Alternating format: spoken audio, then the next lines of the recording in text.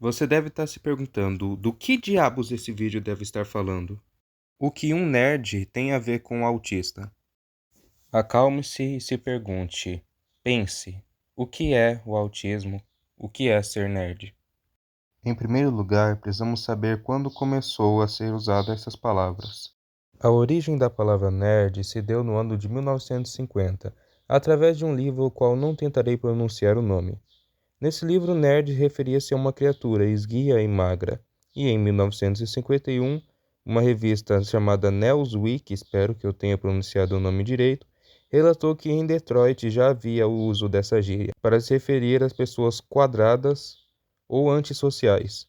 Nos anos 1950 a 1980, esse termo passou a ser usado para pessoas com hiperfoco em ciência e tecnologia, pessoas vistas como antissociais e com interesses que eram considerados chatos na época.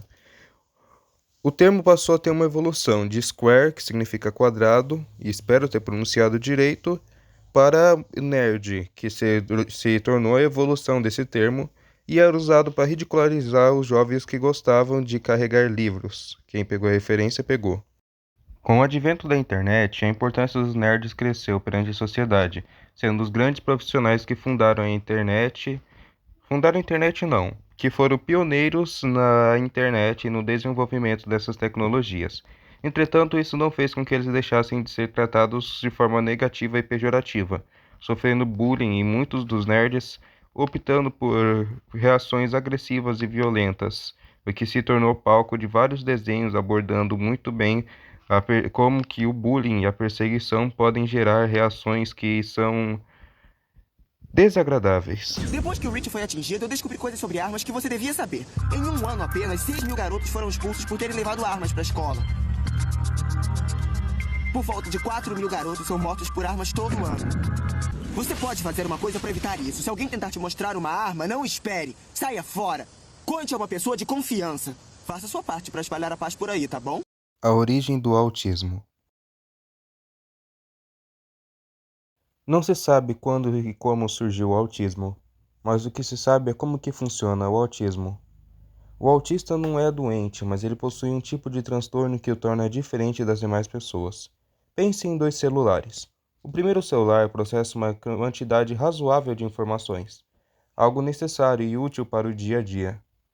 Já o segundo celular processa uma quantidade absurda de informações, muito maior do que o primeiro celular.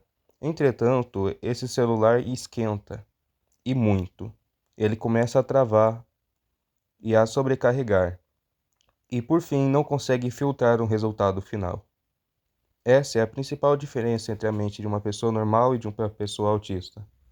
Enquanto os normais conseguem processar as regras do dia a dia, como indiretas, frases com coisas subjetivas, os autistas não conseguem perceber isso.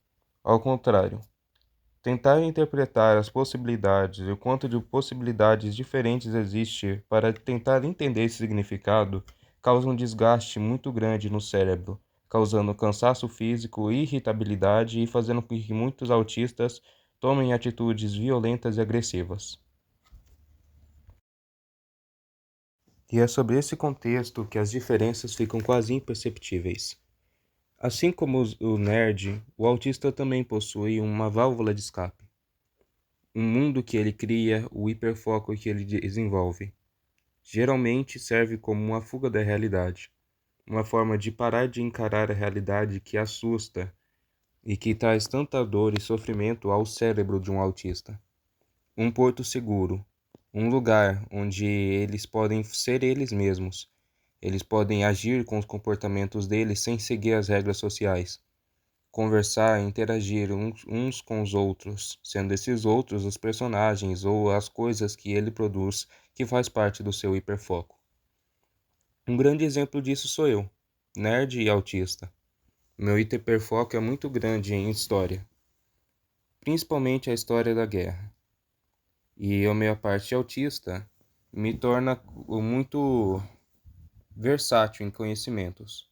É claro, não chego aos pés de qualquer outro profissional que tenha se investido na área. Mas quem conhece e é mãe e pai de um autista, conhece o quanto que o hiperfoco estende e faz com que a criança pense, estude e realize várias atividades do dia a dia. Da mesma forma, fugindo do bullying e das coisas que aconteciam com os nerds desenvolveram o seu hiperfoco. Além como eu posso dizer, além do estudo, além da faculdade e a grande dedicação para a área científica, eles cresceram em direção à cultura pop, sendo sua área de entretenimento e lazer. Portanto, não existe muita diferença entre um autista e um nerd, e é bem possível que a maioria dos nerds tenham quadros ou de autismo, ou de TDAH, ou quaisquer outro quadro neurológico e neurodivergente que faça com que eles busquem uma fuga da realidade, um refúgio. Grandes Comic Cons, jogos e videogames, antes mesmo de chegar à cultura geek, o qual tentou trazer para as pessoas que ridicularizavam os nerds o mesmo consumismo que os nerds possuíam, que eles empregavam nos seus colecionáveis, bonecos de ação que não são bonecas, né? Brincadeiras à parte. Mas não existe muita diferença entre um nerd e um autista, e muito pelo contrário. Muitos dos nerds e das pessoas mais inteligentes da sociedade tinham quadros de autismo, e outros são suspeitas de que tenham, os que não são confirmados. Os autistas basicamente participaram de boa parte da construção do mundo, mas não havia registros, não haviam estudos, não haviam formas na época de se medir e de se estudar. Pessoas que começaram com simples nerds na escola, mal vistos e tratados de forma pejorativa, desenvolveram tecnologias e armas que mudaram o curso da história. Isaac Newton, Albert Einstein e Nikola Tesla são alguns dos nomes de autistas que mudaram a história. Mas não se engane, nem todos os autistas possuem essa capacidade. Muitos possuem limitações, e a grande maioria não consegue se comunicar. Mas isso é um assunto para outro vídeo. E chegamos ao ponto central do vídeo. Todo autista pode se tornar um nerd, e a maioria dos nerds são autistas. Não porque uma condição leva a outra, porque um é o resultado ou sintoma da outra, mas sim porque ambos possuem um refúgio. Ambos possuem uma fuga da realidade. Ambos possuem um mundo intocável, onde a profundidade e a conexão é imensa. Eu, até os meus 16 anos de idade, possuía uma conexão muito profunda.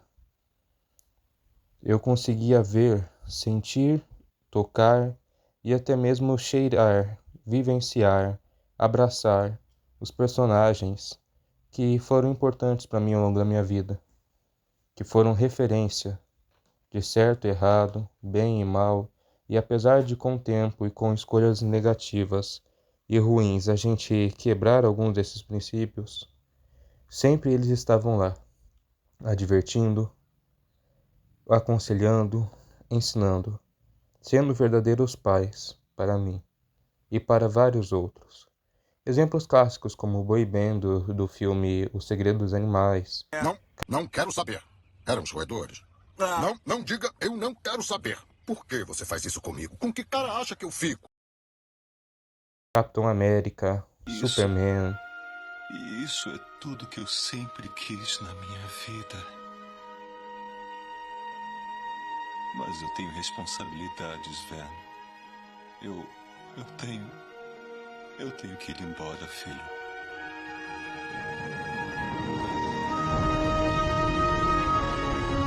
O Alfred do Batman e vários outros. Tio Ben de Peter Parker. É nessa fase que um homem define aquilo que ele vai acabar sendo pelo resto de sua vida. Todos eles foram exemplos. O pai do Super Choque, exemplos de como de ser um homem, de como crescer na vida. E tiveram exemplos femininos também, como a própria mãe do Super Choque, que aparece no episódio de Viagem do Tempo. É uma conexão, uma inspiração e uma profundidade tão grande, mas tão grande, que quaisquer mínimas alterações em personagens ou no universo em geral causam um desconforto muito grande para nerds e para autistas.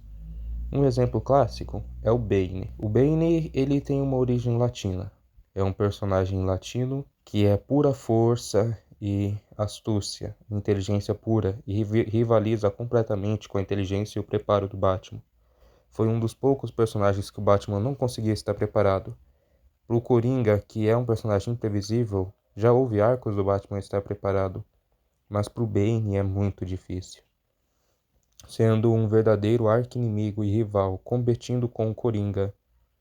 E infelizmente, uma geração inteira de pessoas conheceu ele como um simples capanga, um homem branco, em um filme, que apesar de fazer bem o seu papel, se tornou um capanga genérico e perdeu toda a sua essência dos quadrinhos.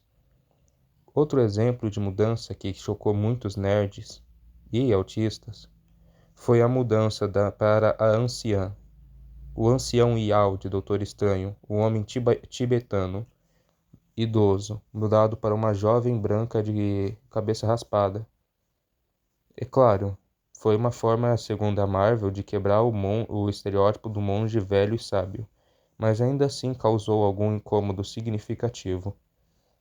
Tivemos a mudança do Alan Scott para um personagem homossexual, tivemos mudança de personagens homossexuais para heterossexuais, apesar de ser bem difícil de encontrar, entre outros e quaisquer tipo de mudanças, como na aparência, que se tornou personagens tão diferentes que nem mesmo pareciam ser eles mesmos. Tudo isso gera uma grande ira e desconforto que faz com que muitos nerds e nerdolas, mesmo os que estão de fora da constante discussão e briga política entre as culturas de esquerda e de direita, de minorias ou de forma mais forçada, forçando a introdução ou de formas mais discretas, mas também pegando e abrangendo o mundo das HQs antes mesmo da discussão política existir. É um incômodo que força os autistas e os nerds, muitas vezes, a gritarem e explanarem na internet sua indignação, o que é usado novamente de forma pejorativa contra ambos. Porque o mundo deles, que eles fugiam da realidade, agora tem a realidade tentando alterar o mundo deles. E isso muitas vezes é a gota d'água. E é por isso que tem tantos nerdolas reclamando na internet, como eu, que apesar de não comprar brigas, sempre estou lá dando o meu ponto, minha opinião e uma crítica construtiva com relação ao assunto. Algo que eu espero sinceramente que seja o suficiente para que as pessoas entendam como que funciona o autismo, como que funciona os nerds, e deixem nós viver no nosso mundo, nossa válvula de escape. E se esse vídeo chegou em algum autista, a mensagem que eu tenho é: não desista. Se você tem um método de fugir da realidade, seja um hiperfoco em algum contexto mecânico, científico, matemático, artístico, desenvolva. Você pode se tornar um excelente profissional nessa área, ou até mesmo contribuir muito para o mundo, assim como várias mentes brilhantes. Principalmente se você faz parte da minoria dos autistas, que é de um quadro mais leve, que possui menos dificuldades. Você pode contribuir e ajudar a desenvolver medicamentos, tratamentos ou métodos que ajudem os nossos irmãos que possuem uma dificuldade maior, não conseguem se mover, conversar, falar, nem mesmo a dignidade de conseguir se limpar ao ir ao banheiro.